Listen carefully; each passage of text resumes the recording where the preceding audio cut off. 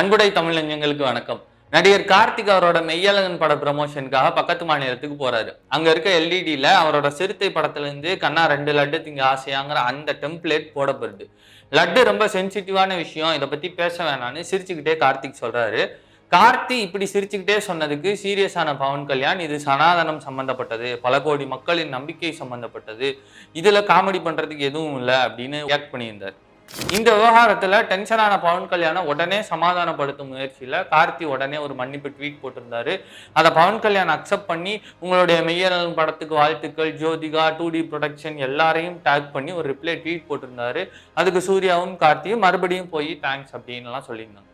ரொம்ப டிப்ளமேட்டிக்கா இருக்குல்ல கேட்க. பவன் கல்யாண் ஜனசேனா கட்சி தலைவரா இந்த கருத்தை சொல்றாரு அப்படின்னா பிரச்சனை கிடையாது.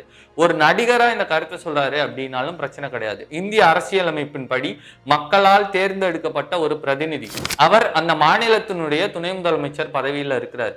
அவரு இப்படி ஒரு ஸ்ட்ராங்கான கண்டமை எழுப்பும் போது அங்கு இவருடைய படங்களே ஓடாதுங்கிற பயம் எந்த ஒரு நடிகருக்கும் இருக்கதான் செய்யும். அதே நேரத்துல இந்த மன்னிப்பு கேட்ட உடனே 2D ப்ரொடக்ஷன் வரைக்கும் டாக் செய்து அந்த மன்னிப்பு கடிதத்தை நான் ஏத்துக்கிட்டேன், உங்க படத்துக்கு வாழ்த்துக்கள்னு சொல்றது எந்த விதமான மறைமுக குறியீடு?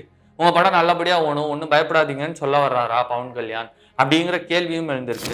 இன்னொரு பக்கம் இந்த விவகாரத்துல இவர் கண்டம் பண்ணது கார்த்தியவே கிடையாது, அவர் சொல்ல வந்தது பிரகாஷ் ராஜா. ஆனா சம்பந்தம் இல்லாம கார்த்தி போய் ஆஜராயிட்டாரு அப்படிங்கிற ட்ரோல்ஸ் அண்ட் மீம்ஸையும் நம்மளால பார்க்க முடியுது. நிர்வாக ரீதியாக நடந்த ஒரு விஷயத்துக்கு நிர்வாக ரீதியாக தான் பதில் காண முடியும்.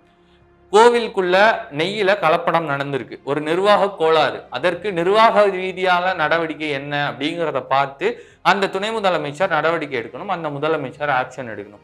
இது நிர்வாக ரீதியா நடக்கக்கூடிய ஒரு விஷயம். அப்படியே கட் பண்ணோம் அப்படின்னா ஆன்மீக ரீதியா அது ஒரு மக்களின் நம்பிக்கை சார்ந்து இருக்கிறதுனால அந்த நம்பிக்கையை மீட்டெடுப்பதற்காக என்ன வழிகள் அந்த ஆன்மீகத்துல சொல்லப்பட்டு இருக்கோ அந்த வழிகளை பின்பற்றிக்கலாம் அப்படிங்கிறது அங்க இருக்கக்கூடிய ஒரு விவகாரம். அது ஆன்மீகம் சைட்ல, இது நிர்வாக ரீதியா. இந்த ரெண்டுக்குமே சம்பந்தம் இல்லாம ஒரு நடிகர் ஒரு கருத்தை பொதுவெளியில சொல்லும் போது அதை ஸ்ட்ராங்கா கண்டம் பண்றது எந்த வகையில ஏற்புடையதாக இருக்கும்? இந்த மாதிரி ஒரு சிச்சுவேஷன்ல புரட்சி கலைஞர் கேப்டன் விஜயகாந்த் தமிழ்நாட்டுல நடிகர் சங்கத்தோட தலைவரா இருந்தா இப்படி ஒரு பதில் போயிருக்குமா அப்படிங்கிற கேள்வியும் எழுந்திருக்கு. இங்க கார்த்திக் செஞ்சது பெரிய தப்பு கிடையாது, அவர் யாரையும் இழிவுபடுத்தி பேசல, இந்த விஷயம் வேண்டாம் அப்படின்னு ரொம்ப சாஃப்டா ஜென்யூனா சொல்றாரு. அவர் சிரிச்சுக்கிட்டே சொல்றாரு. அவர் சொல்லக்கூடிய அந்த சிரிப்பு அவர்களை காயப்படுத்தி இருக்கு அப்படிங்கிறதுக்காக அவர் மன்னிப்பும் கேட்டுறாரு. அது இங்க கேள்வியே கிடையாது. இவர் பேசினது சரியா தப்பா? அவர் பேசவே மாட்டேங்கிறதான் சொல்லியிருக்கிறார். பேசவே மாட்டேன்னு சொன்னதுக்கு சம்பந்தம் இல்லாம ரியாக்ட் பண்றது எந்த வகையில ஏற்புடையதா இருக்கும்? ஒரு கட்சி தலைவரா ஒரு நடிகரா சொந்த கருத்தையோ சனாதன தர்மத்தையோ முன்னிறுத்துவதில் எந்த பிரச்சனையும் இல்லை. ஆனால் இந்திய அரசியலமைப்பின்படி தேர்ந்தெடுக்கப்பட்ட ஒருவர் அப்படி பேசுவதுதான் இங்க கேள்விக்குறியாகுது. இந்திய அரசியலமைப்பின் முகவரியில் இருக்கக்கூடிய அந்த செக்யூலரிசத்தையே இது ரொம்ப கேள்விக்குறியாகுது. மொத்த மக்களாலும் தான் பவன் கல்யாண் தேர்ந்தெடுக்கப்பட்டார். சிறுபான்மையினரை ஒதுக்கிவிட்டு இந்துக்களின் வாக்குகளை மட்டும் பெற்று பவன் கல்யாண் இப்போது ஆட்சியில் இல்லை.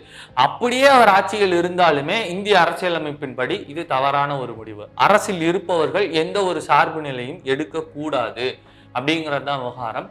இந்த விவகாரத்துல கார்த்தி இப்படி சமாதானமா போனதும் சரி, சனாதனத்துக்காக இங்க ஒரு டெபுட்டி சிஎம் பொங்குறதும் சரி, நீங்க எப்படி பாக்குறீங்க அப்படிங்கிறத மறக்காம கமெண்ட் சொல்லுங்க. நன்றி.